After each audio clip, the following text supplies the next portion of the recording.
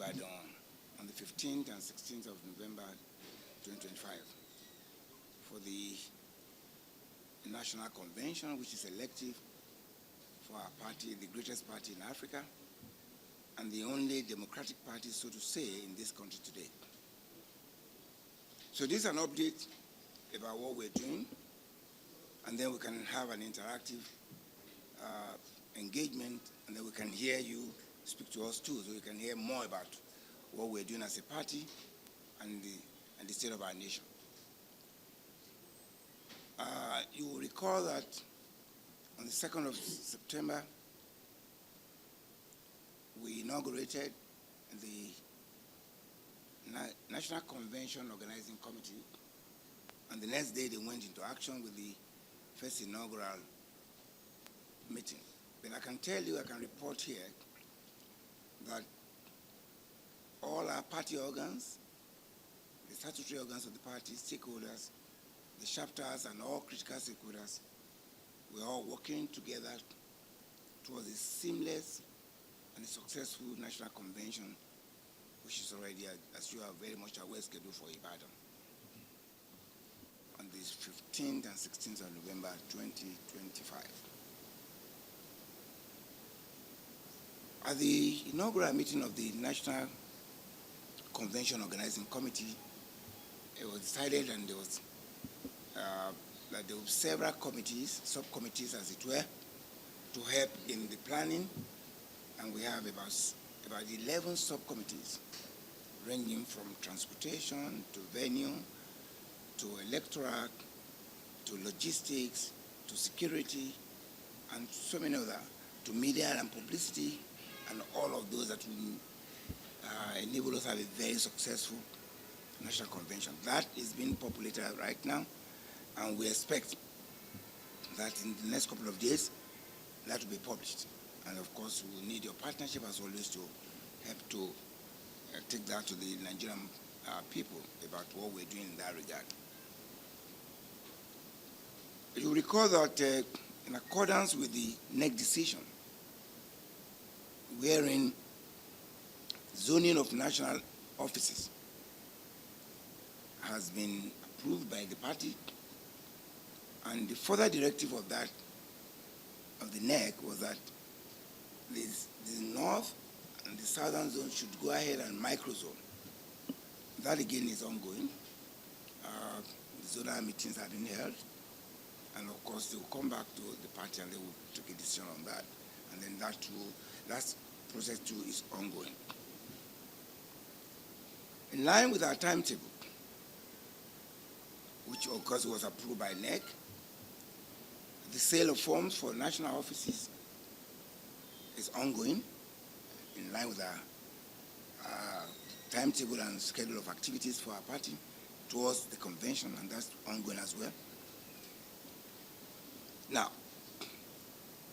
what is very important as we connect to you and then give you this update is the fact that our party, and I'm using the words that you are using along with us, which is becoming more like the sing-song, knowing that the party is organic, knowing that we're very organized, knowing that we're very democratic, and I'm happy that the press corps is already taking that like an Hallelujah song, that we're organic, we'll repeat it again, that we're very, very democratic, and that we're organized, and that we're truly, we connect to the people, to our parties, and to ensure that whatever comes out of the convention will be such that we put our party in the real and a very solid ground to take over government come 2027. So all of this is towards that goal, because we know that it is the future, the rescue, and the establishment of true democratic principle can only come into this country via the PDP. And so that's why we're making sure that every organ of this party, every stakeholder, the chapters, all interests are being accommodated in the process. And that's why we have that large number of subcommittees. So we have more people to bring in their views, to bring in their own suggestions that at the end we'll have a solid party ready to take on the APC and then re-establish democracy and re-establish good governance in this country. So the outcome of the convention at Ibadan is going to be a very solid party that is poised, having regards to its character in the past. For 16 years, Nigerians remember with nostalgia the performance of this party, where the country was going surely progressively towards a positive direction. We're going north. But unfortunately, under the APC, the country is going south. You recall some of those high points where under the PDP leadership in this country paid off its debt. Today we're back in debt. We don't even know. Nobody seems to know. And then we have the APC as a government takes lies and propaganda as an act of governance, where you say to us, where the president said about a week ago, gloating before the cameras, that the country has achieved its target, revenue targets, as at August. And then you begin to ask yourself, is it voodoo economy? What is the president saying? There's no reality, there's no connection between what he's saying and what we feel in the marketplace. If you've met your target, then it means you're having a surplus. And if there's a surplus, then you should feel it on the people. We can't find that. And so our party, after the convention, will be strong enough, knowing fully well that the PDP knows the art of governance. And the fact of the responsibility of government on the people, recognizing that under Section 14, Section 4 of the Nigerian Constitution, it is the purpose of government, under Section 2, majorly under the directive principle of state policy, is that the principal purpose of government is the welfare and the security of the people. Both the APC have failed on that. So we're poised to return to government, and that's why we're getting our acts together in a like a movement, so that everybody, every member of the party have the same common goal and common purpose, and we're doing that, and we're happy about that. The recalibration of our party in the last few months, about 3-4 months ago, we begin to put our acts together, has sent in so much jitters to the presidency and, of course, to President Tinubu. And that's why you see the rush and the anxiety to begin to have what we describe as abandonment of governance to early campaigns, clearly against the Electoral Act. You can see, we are all witnesses to even the frustration of INEC, when they've expressed that, look, this early campaign and then heating up the politics is such that even as regulators, they are worried.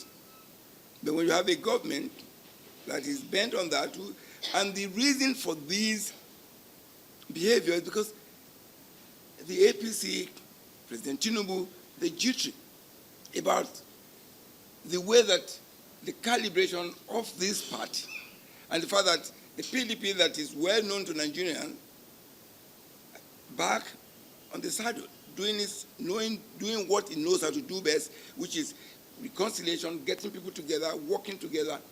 What we have found in this country is the fact that rather than build institutions, we try to build strong men. And that's the bane of this country. If you have an INEC that is an institution that is based on its principles, and there are guidelines, and there are ways to go, one of which is what I've said. If there are enabling laws that talks about conducting election, this is what would happen from the unit. It shouldn't have to deal with anybody who is the head of the place. And that's why you find advanced democracies. The institutions will take care of the people that happen to find themselves there, because these are temporary occupants of the position. So we expect that President Tinubu will be guided by these values to ensure that you have an independent INEC chairman that would play by the rules, ensure that there are no glitches in the names of those manipulated by government or induced by government through the agencies. We know, unfortunately today, that INEC is anything but independent.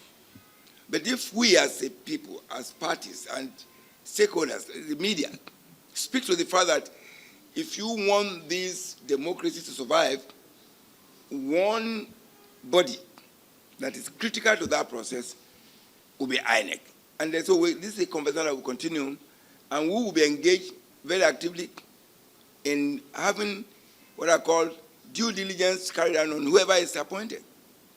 And we would expect, and this is where it's very important, unfortunately we have challenges with the Senate today because the APC-led Senate has become almost a department of the presidency, where wherever it comes in, the Senate president said, whatever he brings, we will pass. I wonder if he brings in death warrant, they will pass it as well for anything. However, they are representing Nigerians, and we're going to call them to account. And we will, as a party, working with other partners, with other like-minded Nigerians to ensure that this institution, and particularly we'll be calling and speaking and engaging with our democracy partners. We're not just alone. The EU, the UNDP, other international organizations that are partnering with Nigerians in capacity building, in funding, in financial support. Of course, they need to be interested, because if they're putting their money into something, they should be able to have a feedback mechanism. So we will be part of that.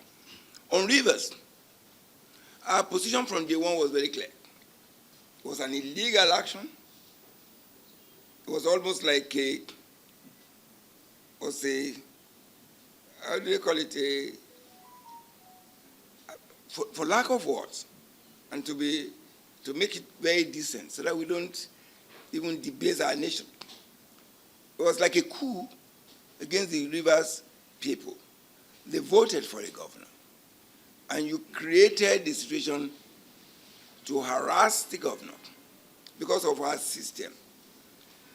It's a welcome development that is resuming back to his office to continue to validate the will of the people as expressed in the election that brought Governor Fubara to power. And we will continue to get engaged. We have said from day one that it was illegal. The president had no such powers. There were cases in court. The Supreme Court didn't find it exigent enough to put it and list it. But again, we are where we are right now. And so what we're going to do is to get focused on that, get engaged with our governor, let the people of Rivers State breathe again, because they've been suffocated under an illegal, but again, it's all the, well, I don't know the absurdity. A thanksgiving of an illegality yesterday on TV, and it's okay. But having said that, it's a welcome development that the people of Rivers State can have. But then the governor, who we know as a peacemaker, a peaceful man, would come back and take the pieces of, and bring the people of Rivers State together so that they can begin to enjoy the time-tested, known policies of the PDP, which is creating values for people and ensuring that the welfare of the people becomes a priority. And like I always say to you, and I will repeat it again,